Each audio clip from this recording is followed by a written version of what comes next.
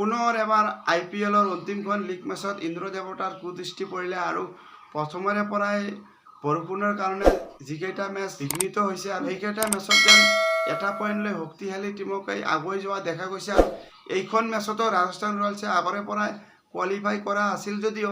ৰাজস্থান ৰয়েলছৰ কাৰণে টপ 2ত যাবৰ কাৰণে মেচখন জয়লাভ কৰা অতি প্ৰয়োজনীয় আছিলে, কিন্তু বৰষুণ দেৱতাৰ কুদৃষ্টিৰ কাৰণে মেচখন ধূলিসাৎ হৈ যায় আৰু ধূলিসাৎ হোৱাৰ কাৰণে এটা পইণ্ট লৈ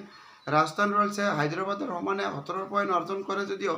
নেট ৰান ৰেটৰ আধাৰত যেন ৰাজস্থান ৰয়েলছে পিছুৱাই থাকে আৰু হায়দৰাবাদ দলে টপ 2 স্থানত থাকি কোৱালিফায়াৰ 1 খেলা নিশ্চিত কৰিলে। আৰু কোৱালিফায়াৰ 1 হায়দৰাবাদ দলে কলকাতা নাইট ৰাইডাৰ্ছৰ লগত খেলিব আৰু ৰাজস্থান ৰয়েলছে বেংগালুৰুৰ লগত এলিমিনেটৰ খেলিব। মেচখন গুৱাহাটী বৰ্ষাপাৰা ষ্টেডিয়ামত হ'বলগীয়া আছিল আৰু সেই মৰ্মে দিনৰে পৰাই বহু দৰ্শক ষ্টেডিয়ামৰ আগত হোৱা থোৱা কৰা দেখা গৈছিল আৰু দৰ্শকৰ বহু ভিৰ দেখিবলৈ পোৱা গৈছিল আৰু সকলোৱে আশা কৰি আছিল যে ৰিয়ান পৰাগৰ পুনৰ এটা খেল উপভোগ কৰিব আৰু ৰিয়ান পৰাগে দৰ্শকলৈ ভাল এটা ইনিংছ খেলি উপহাৰ দিব আৰু সেই আশালৈ সকলো অসমবাসী ৰাইজে ষ্টেডিয়ামলৈ ভিৰ কৰা পৰিলক্ষিত হৈছিল। কিন্তু শেষলৈ বৰষুণ দেৱতাৰ কুদৃষ্টিৰ আগত যেন মেচ আৰম্ভই হ'ব নোৱাৰিলে আৰু সকলো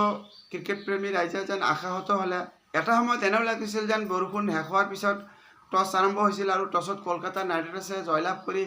ৰাজস্থান ৰয়েলছক বেটিঙলৈ পঠিওৱাৰ সিদ্ধান্ত লৈছিল, কিন্তু পিছলৈ পুনৰ এবাৰ ধাৰাসাৰে বৰষুণ আৰম্ভ আৰু শেষলৈ কোনো এটা বল নেখেলাকৈয়ে মেচৰ পৰিসমাপ্তি হয় আৰু ইয়াৰ ফলতেই ৰাজস্থান ৰয়েলছে এটা পইণ্ট অৰ্জন কৰে আৰু কলকাতা নাইট ৰাইডাৰ্ছে এটা পইণ্ট অৰ্জন কৰে আৰু ৰাজস্থান ৰয়েলছে এটা পইণ্ট অৰ্জন কৰিছিল যদিও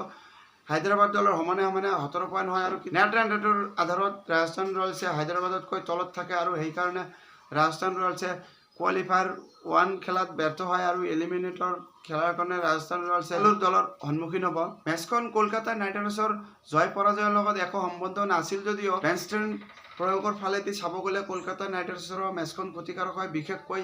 ৰিংকু সিঙে চলিত ছিজনত ভাল প্ৰদৰ্শন কৰিব পৰা নাই আৰু যদিহে মেচখন সম্পূৰ্ণৰূপে খেল হ'লহেঁতেন তেনেহ'লে হয়তো কলকাতা মেনেজমেণ্টক ৰিংকু সিঙক বেটিঙলৈ কিছু প্ৰমোশ্যন কৰি বেনষ্ট্ৰেণ্ড প্ৰয়োগ কৰাৰ চেষ্টা কৰিলেহেঁতেন। তাৰোপৰি এজন বলাৰ বা বেটছমেন প্ৰয়োগ কৰি টিম মেনেজমেণ্টে পৰীক্ষা কৰি চাব পাৰিলেহেঁতেন, কিন্তু সকলো আশা যেন চুৰমাৰ হৈ গ'ল আৰু ৰাজস্থান ৰয়েলছে প্ৰথমৰে পৰা ওপৰ জুপুৰি জয়লাভ কৰি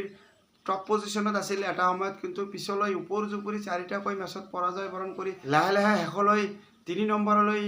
নামি আহিলে আৰু ৰাজস্থান ৰয়েলছে কোৱালিফায়াৰ খেলাৰ সুবৰ্ণ সুযোগ হেৰুৱাই দিলে আৰু যদিহে কোৱালিফায়াৰ 1 খেলিলেহেঁতেন তেনেহ'লে ৰাজস্থান ৰয়েলছৰ আগত পুনৰ এটা চান্স থাকিলেহেঁতেন। এইখিনিতে জনাই দিওঁ যে কোৱালিফায়াৰত যি দুটা দলে খেলিব বিজয়ী দলে ডাইৰেক্টলি ফাইনেললৈ যাব আৰু যি দলে পৰাজয় হ'ব পুনৰ এবাৰ ফাইনেলত যোৱাৰ কাৰণে কোৱালিফায়াৰ 2 খেলাৰ চান্স থাকিব আৰু ৰাজস্থান ৰয়েলছৰ আগত সুবৰ্ণ সুযোগ আছিল, কিন্তু ৰাজস্থান ৰয়েলছে ওপৰ জুপুৰি 4টাকৈ মেচত ব্যৰ্থতাৰ অন্ত পেলাব নোৱাৰিলে আৰু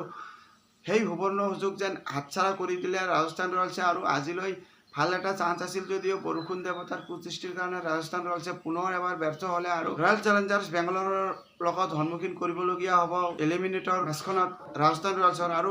ৰয়েল চেলেঞ্জাৰ্ছ বেংগালোৰে যি ধৰণে বেক টু বেক 6খন মেচত জয়লাভ কৰি প্লে অফলৈ উপনীত হৈছে আৰু সেই মৰ্মে বেংগালোৰ দলকো ৰাজস্থান ৰয়েলছৰ কাৰণে পৰাজয় কৰাটো কঠিন পৰীক্ষাৰ সন্মুখীন হ'ব পাৰে। আজিলৈ মেচ প্ৰিভিউ এয়াই আছিল। ভিডিঅ'খন চাই ভাল পালে লাইক আৰু ছাবস্ক্ৰাইব কৰিব। ধন্যবাদ।